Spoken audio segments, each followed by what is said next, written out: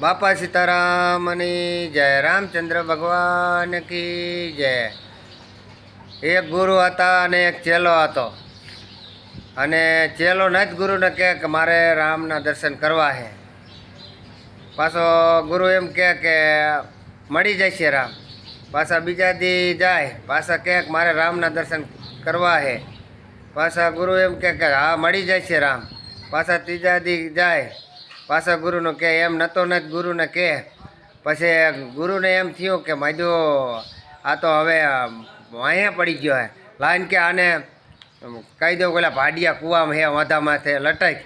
ગુરુએ કીધું કે ઓલો ભાડિયો કૂવો રહ્યો ને એમાં તારો વાંધા માથે લટકવું પડશે।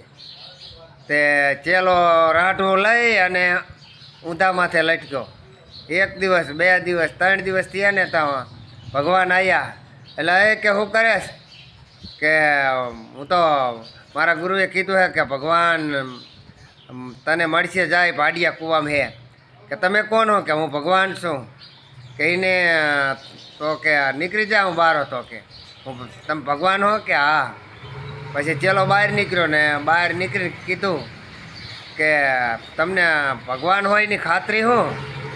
આ વાત કે અમારા ગામમાં રમવા આવે છે કે માથે મુગટ હોય ને હાથમાં ચક્કર હોય કે આ વાત કે અમારે રમે જ છે એમાં, કે આવા તમારા જેવા અવાજ છે એની ખાતરી હું?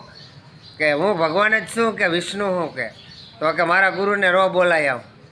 જઈ અને ગુરુને જઈને કીધું કે હાલો, કે તમે કહેતા હતા કે ભગવાન જા ભાડિયા કૂવામાં મળશે, તો તમે ભગવાનને ઓળખતા છે? હું તો કે ઓળખતો નથી।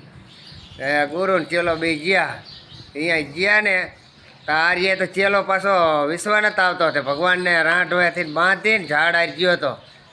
અને પછી ભગવાનને ગુરુએ છોડ્યા અને કીધું કે એલા ભલામણા કે બંધાઈ કે તને કે મારી માં વિશ્વાનું આવ્યો? કે એમ ન વિશ્વા આવે। કે મારા ગુરુ એમ કે ભગવાન હે તો કે હું તમને પગ્યા લાગું ને? કે નહીં, ગુરુએ કીધું કે ભગવાન હે।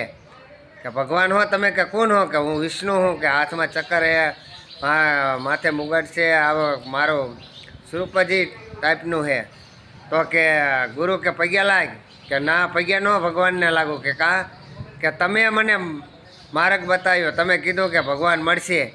તો કે ગુરુ ગોવિંદ દોનો ખડા કિસી પે લાગુ પાય, બલિહારી ગુરુદેવની તમે આપ દિયો ગોવિંદ બતાય। તમે પ્રભુ મને ભગવાનને દર્શન કરાયા છે તો પહેલાં તો તમને મારા પગ્યા લાગવું પડે। તો ગુરુને પહેલાં પગ્યા લાગ્યો, પછી ભગવાનને પગ્યા લાગ્યો। અને આ કહેવાનો અર્થ કે ગુરુનું ભલે ગાંડો ગેલો ગુરુ હોય તો ગુરુ તો કરવા પડે, કારણ કે ગુરુ વિના પાર ન ઉતરે।